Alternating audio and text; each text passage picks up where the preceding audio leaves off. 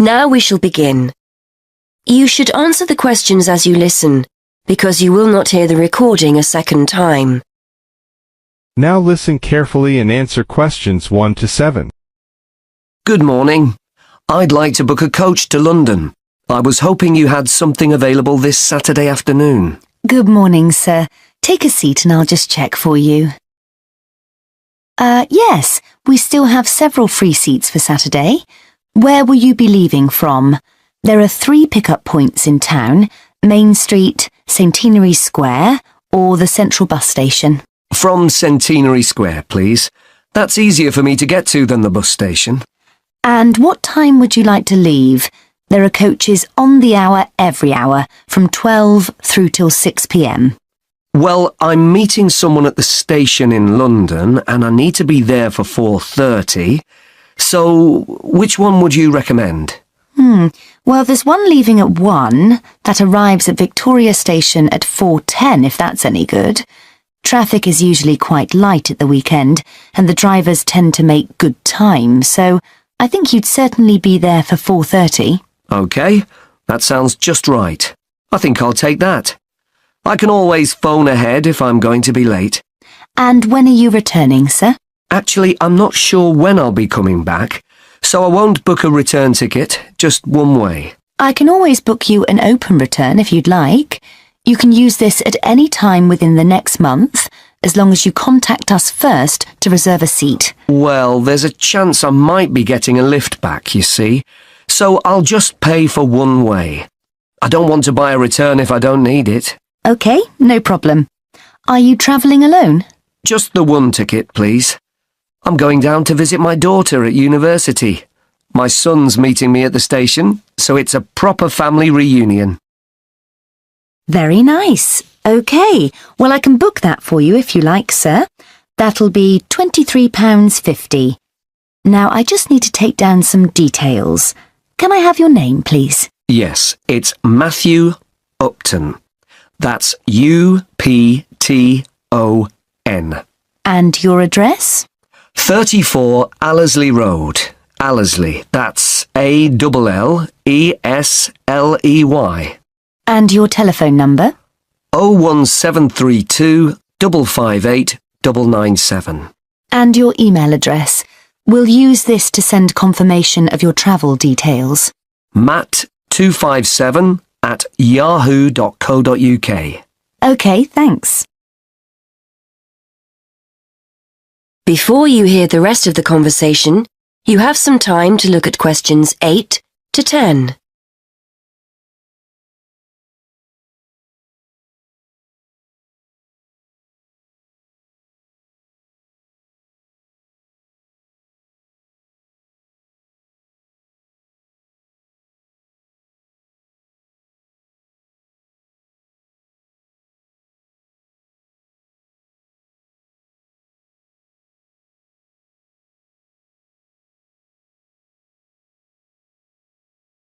Now listen and answer questions 8 to 10.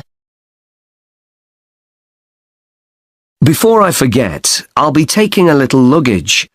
Is there a set luggage allowance? We offer a very good luggage allowance.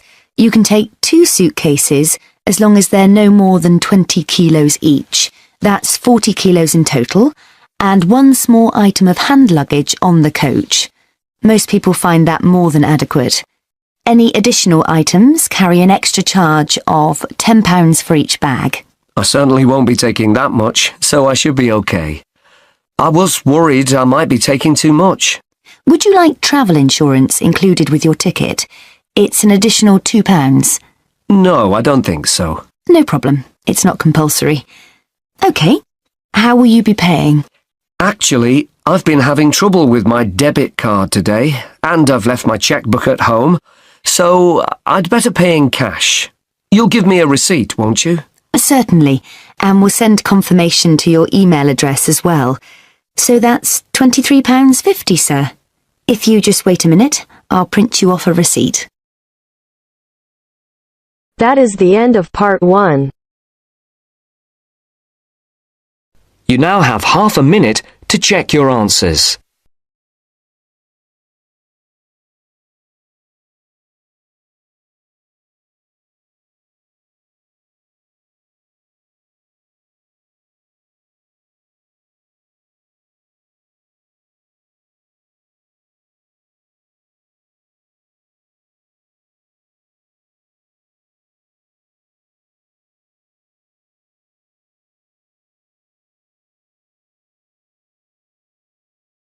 Now turn to section 2.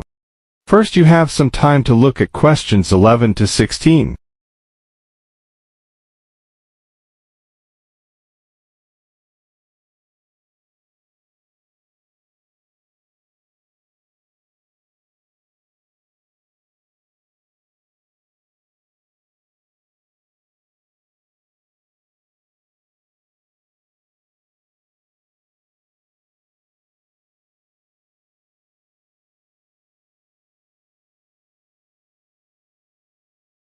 Now, listen carefully and answer questions 11 to 16.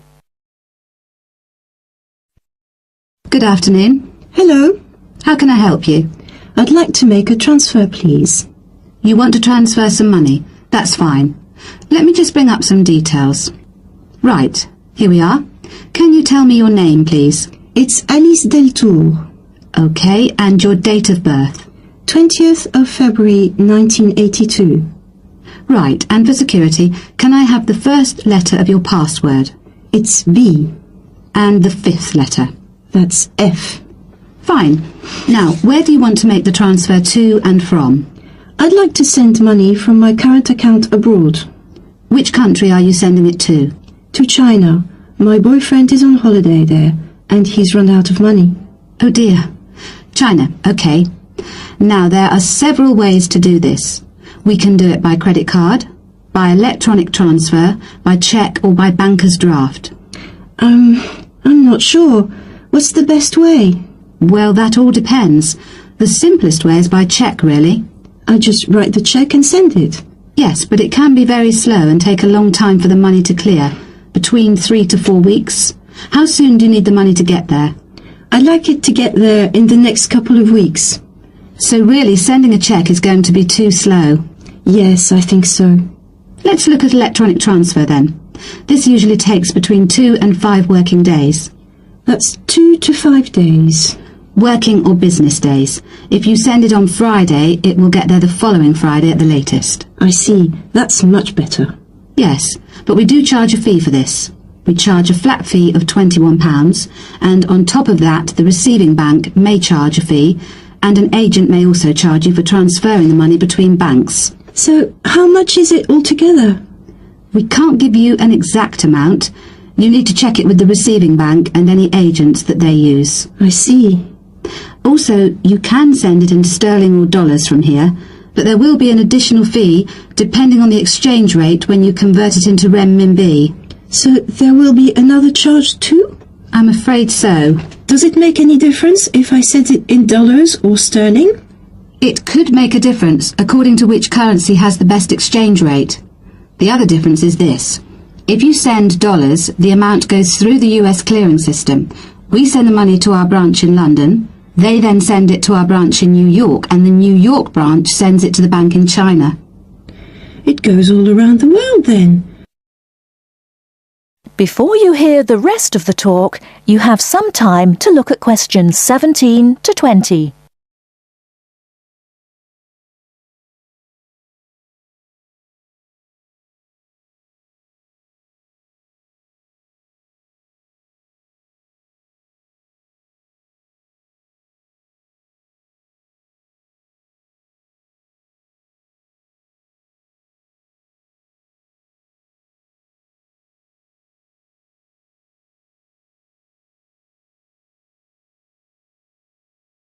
Now listen and answer questions 17 to 20.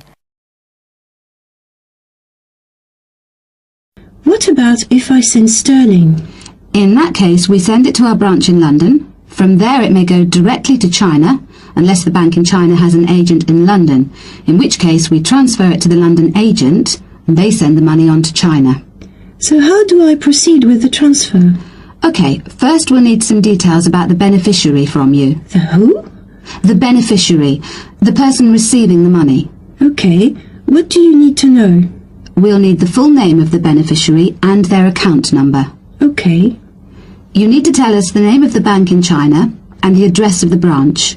We also need the bank's sort code and the SWIFT number. What's a SWIFT number? Basically, it's an interbank code. It helps banks identify each other through a unique code number. OK. And that's spelt? SWIFT, SWIFT. And the final thing we need is the reason for sending the money.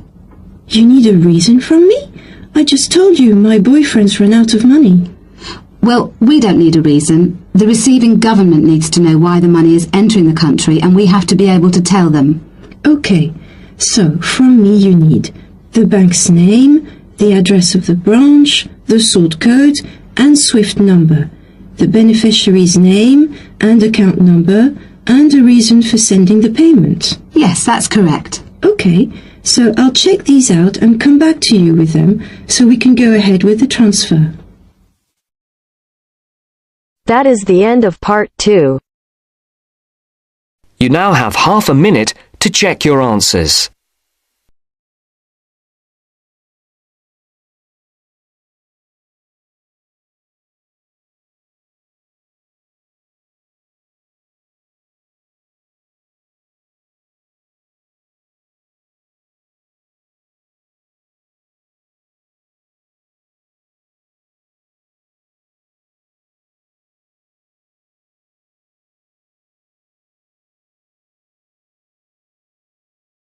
Now turns to part 3.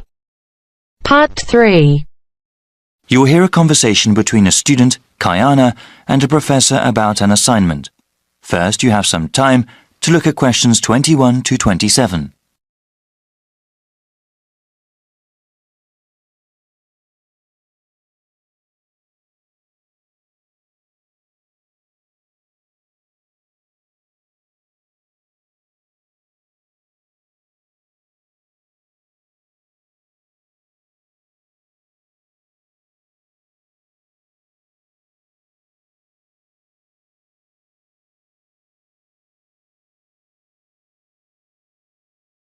Now listen carefully and answer questions 21 to 27. Hi, Dr. Reed. Are you busy right now? Do you mind if I come in for a second? Hey, Kiana. No, I don't mind at all. Thanks. I just wanted to say that I'm enjoying your urban studies course and that I'm having some trouble with the first assignment. Okay, no problem. What do you want to ask? This is my first time writing a paper of this length. All right. What sort of trouble are you running into? Well, writing more than 10 pages is actually turning out to be quite a task. I've been rereading some of the material, and I'm just not sure how to approach the assignment. Yes, it takes some time to get used to academic writing assignments. More time than I expected, really.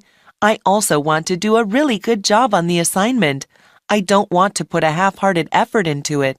I'm glad to hear that. I'll say that these assignments get easier to manage as time goes on. That's a small relief. I mean, it gets easier to plan the assignment and to organize one's time, but it still takes hard work and a sincere effort to produce a good piece of academic writing. My role is to guide you to the readings I think are the most relevant and to give you tips on managing your time. Okay, could we talk about the readings then? Sure. We can go over them. I guess I want to ask about the Coal House text first.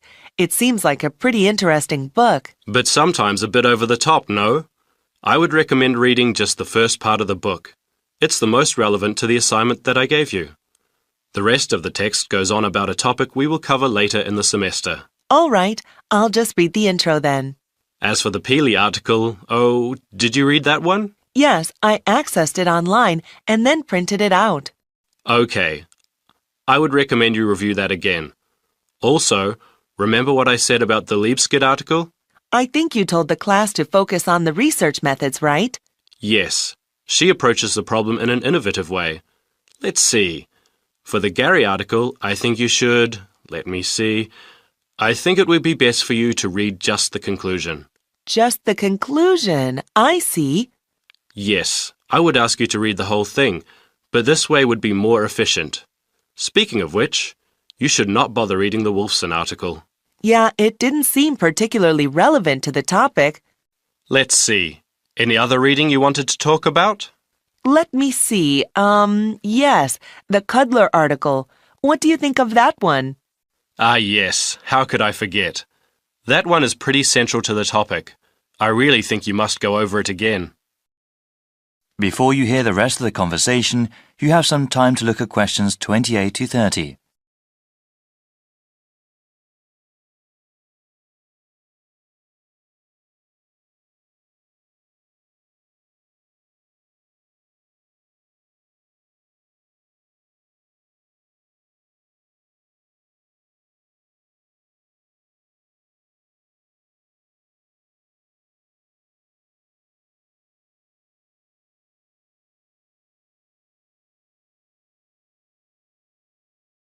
Now listen and answer questions 28 to 30. All right. Is there anything else you wanted to ask about? Yes, I wanted to ask about the line graph that you provided. It seems that the legend identifying the different parts is not there. Ah, it must not have been photocopied correctly. Here, let me explain them. They all represent percentages of the population in Manassas, okay? Line 1 here at the top is the percentage of people who were born in a foreign country. Born outside the country. Okay, and this one? The next line down, line 2 refers to the percentage of people with citizenship. All right, got it. Those making a middle-class wage are represented by the 5th line down. Okay, middle-class wage earners. And the line number 4? That is the percentage of people with a college education or higher. All right, and the one in the middle? That one is the percentage of population who are married and have children. Got it. Thank you so much, Dr. Reed. I really appreciate your help. That is the end of part 3. You now have half a minute to check your answers.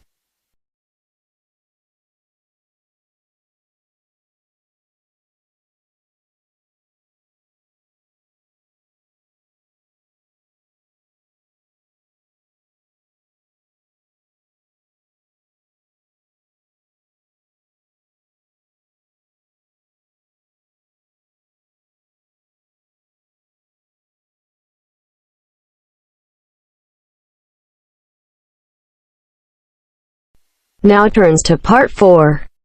Part 4. First, you have some time to look at questions 31 to 40.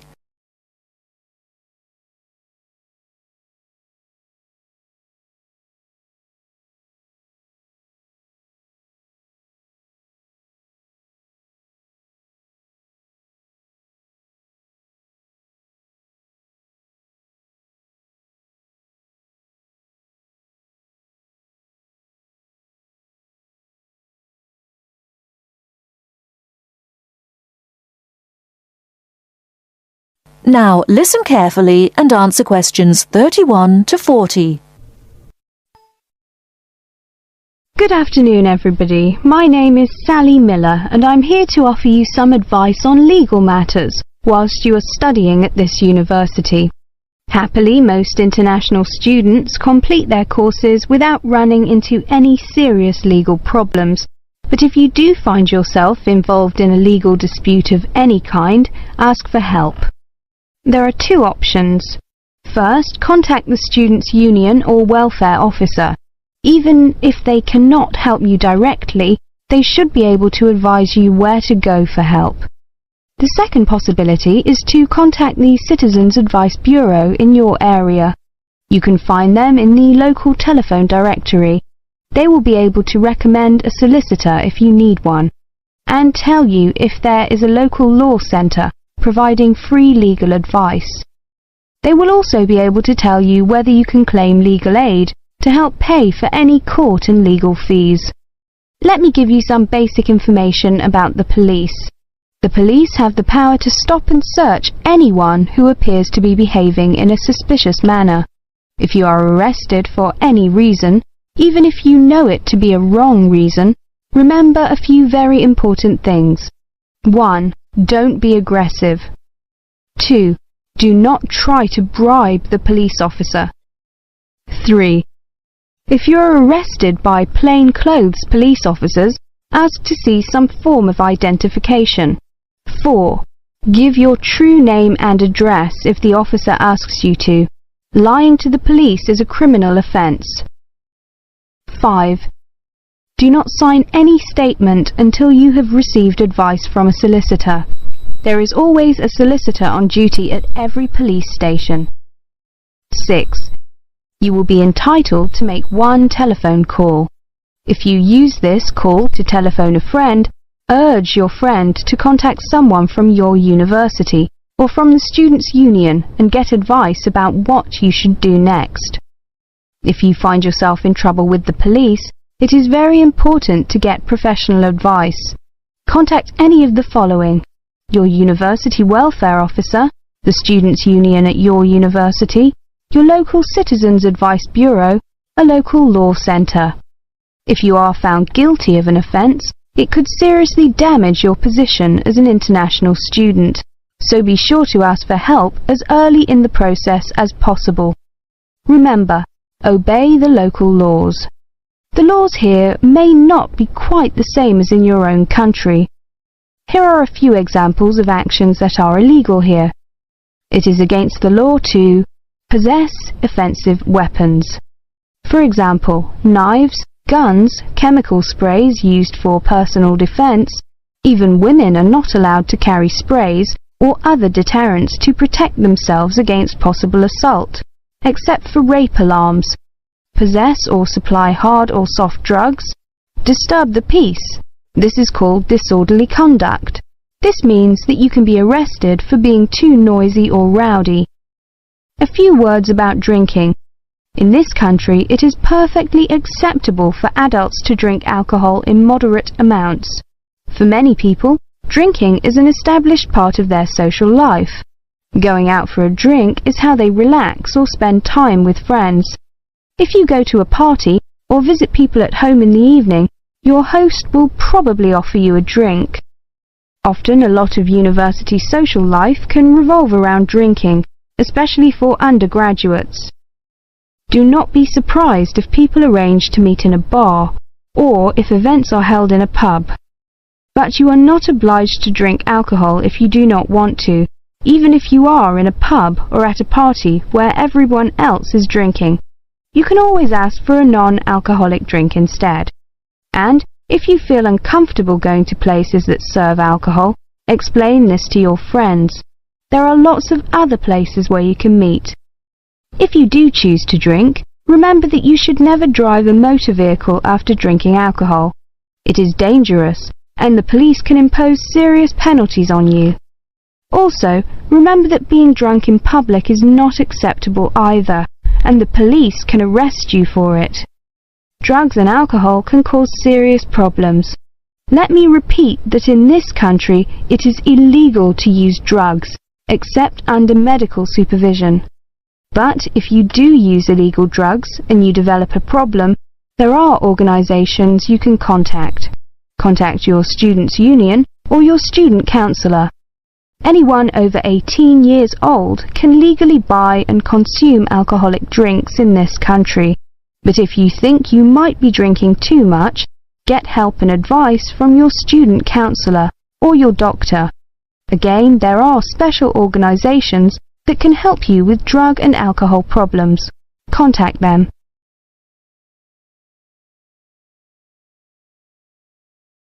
That is the end of part 4.